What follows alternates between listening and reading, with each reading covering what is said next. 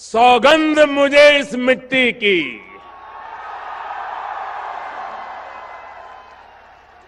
सौगंध मुझे इस मिट्टी की, मैं देश नहीं मिटने दूंगा।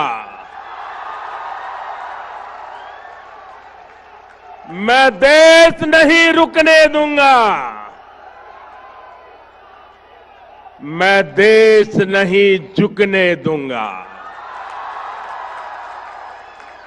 नमस्ते मित्रों, आज हम आपको एक ऐसी शख्सियत के बारे में बताएंगे जिसने गरीबी से दुनिया के सबसे बड़े लोकतंत्र का नायक बनने का सफर तय किया है।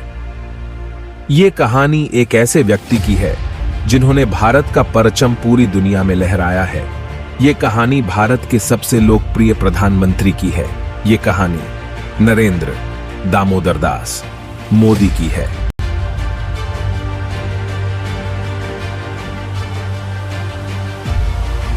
नरेंद्र मोदी का पूरा नाम नरेंद्र दामोदर दास मोदी है और वह 17 सितंबर 1950 को गुजरात के मेहसाणा जिले के वडनगर गांव में पैदा हुए थे। उनका बचपन गरीब परिवार में बिता और उन्होंने अपने जीवन की पहली पढ़ाई अपने गांव के स्कूल से शुरू की। उन्होंने बाद में वडनगर के मेहसाणा में स्कूल की पढ़ाई की और फिर वह वडनगर के न्यू साइंस कॉलेज में गए, जहां उन्होंने साइंस की पढ़ाई की। मोदी जी के पिता दामोदर दास मोदी वडनगर के रेलवे स्टेशन पर चाय की छोटी सी स्टॉल लगाते थे और मोदी जी इस स्टॉल पर उनकी मदद करते थे। मोदी जी ट्रेन में जाकर चाय बेचते थे। मोदी जी स्वामी विवेकानंद को अपना आदर्श मानते थे और उनकी किताब पढ़ते थे। मोदी जी को इतिहास में भी काफी रुचि थी। मोदी जी ने 8 साल की उम्र में आरएसएस ज्वाइन किया था। विवाह के कुछ समय बाद उन्होंने अपना घर छोड़ दिया और 2 साल तक भारत भर में यात्रा की और अनेकों धार्मिक केंद्रों का दौरा किया। 1969 में वे गुजरात लौटे, उसके बाद अहमदाबाद चले गए। 1971 में वह आरएसएस के लिए पूर्णकालिक कार्यकर्ता बन गए। मोदी जी के मन में देश सेवा का भाव हमेशा से ही था। वो सेना में शामिल होना चाहते थे, पर पैसे की कमी के कारण उनका यह सपना पूरा न हो सका। 1985 में वे बीजेपी से जुड़े और 2001 तक पार्टी पदानुक्रम के भीतर कई पदों पर कार्य किया, जहां से वे धीरे धीरे भाजपा में सचिव के पद पर पहुंचे गए। एक वयस्क के रूप में मोदी जी की पहली झांत राजनीतिक गतिविधि 1971 में थी, जब वे अटल बिहारी वाजपेयी जी की अगुवाई में दिल्ली में भारतीय जनसंघ के सत्याग्रह में शामिल हुए ताकि युद्ध के मैदान में प्रवेश किया जा सके।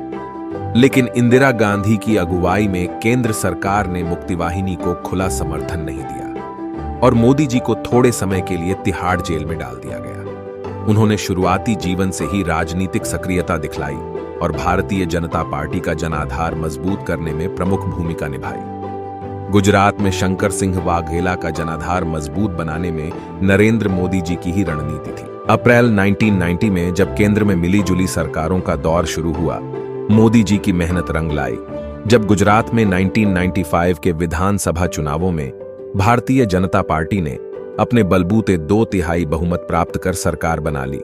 इसी दौरान 2 राष्ट्रीय घटनाएं और इस देश में घटी। पहली घटना थी सोमनाथ से लेकर अयोध्या तक की रथ यात्रा, जिसमें आडवाणी जी के प्रमुख सारथी की भूमिका में नरेंद्र मोदी जी का मुख्य सहयोग रहा। इसी प्रकार कन्याकुमारी से लेकर सुदूर उत्तर में स्थित कश्मीर तक की मुरली मनोहर जोशी की एकता यात्रा भी नरेंद्र मोदी की ही देखरेख में आयोजित हुई। इसके बाद शंकर सिंह वाघेला ने पार्टी से त्यागपत्र दे दिया, जिसके परिणाम स्वरूप केशुभाई पटेल को गुजरात का मुख्यमंत्री बना दिया गया और नरेंद्र मोदी जी को दिल्ली बुलाकर भाजपा में संगठन की दृष्टि से केंद्रीय मंत्री का दायित्व सौंपा गया। भुज में भूकंप के बाद गुजरात के तत्कालीन मुख्यमंत्री केशुभाई पटेल के असफल स्वास्थ्य और खराब सार्वजनिक छवि के कारण श्री नरेंद्र मोदी को 2001 में गुजरात के मुख्यमंत्री पद पर नियुक्त किया गया। श्री नरेंद्र मोदी शीघ्र ही विधायी विधानसभा के लिए चुने गए। वे गुजरात राज्य के 14वें मुख्यमंत्री रहे। उन्हें उनके अच्छे कामों के कारण गुजरात की जनता ने लगातार 4 बार गुजरात का मुख्यमंत्री चुना।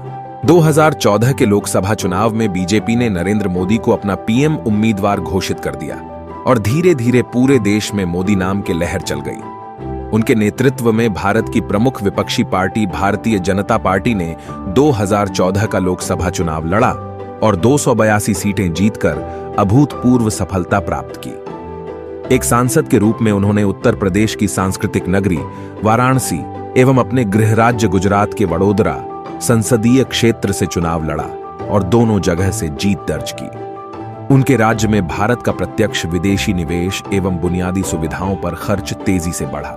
उन्होंने अफसरशाही में कई सुधार किए तथा योजना आयोग को हटाकर नीति आयोग का गठन किया। इसके बाद वर्ष 2019 में भारतीय जनता पार्टी ने उनके नेतृत्व में दोबारा चुनाव लड़ा और इस बार पहले से भी ज्यादा बड़ी जीत हासिल हुई। पार्टी ने कुल 303 सीटों पर जीत हासिल की। भाजपा के समर्थक दलों यानी राजग को कुल 352 सीटें प्राप्त हुई। 30 मई 2019 को शपथ ग्रहण कर नरेंद्र मोदी लगातार दूसरी बार प्रधानमंत्री बने। मोदी जी के लिए यह सफर आसान नहीं था। उन्हें कई मुश्किलों का सामना करना पड़ा, पर उनके निरंतर प्रयासों से और हार ना मानने वाले इरादे के साथ वो यहां तक पहुंच पाए हैं। और सिर्फ भारत में ही नहीं बल्कि पूरी दुनिया में आज मोदी नाम का डंका बज रहा है। नोस्ट्राडामुस, जो एक फ्रांसीसी एस्ट्रोलॉजर है, कई सारी भविष्यवाणी की थी। उसमें एक भविष्यवाणी के हिसाब से भारत में वह होगा जो दुनिया में नहीं होगा। एक गरीब घर में पैदा होगा, दुनिया का मुक्तिदाता, और पहले सब लोग उससे नफरत करेंगे लेकिन बाद में सभी उससे प्यार करेंगे। अब कई लोगों का मानना है कि ये और कोई नहीं, हमारे प्रधानमंत्री नरेंद्र मोदी जी ही हैं। कुछ कुछ हद तक ये बात सही भी साबित होती है। मोदी जी के नेतृत्व में देश ने बहुत तरक्की की है। 9 साल के कार्यकाल में मोदी जी के हर फैसले देश को तरक्की की ओर ले गया है। इन 9 सालों में भारत दुनिया की 5वीं सबसे बड़ी अर्थव्यवस्था बन गया है। मोदी जी ने अपने कार्यकाल में ऐसे कई काम किए हैं जिसे कोई सोच भी नहीं सकता। शायद इसलिए कहते हैं, मोदी है तो मुमकिन है। मेरा वचन है भारत मां को, तेरा शीश झुकने नहीं दूंगा।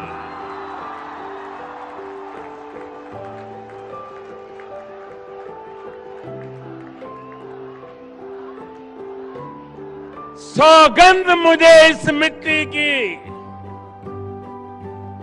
सौगंध मुझे इस मिट्टी की, मैं देश नहीं मिटने दूंगा।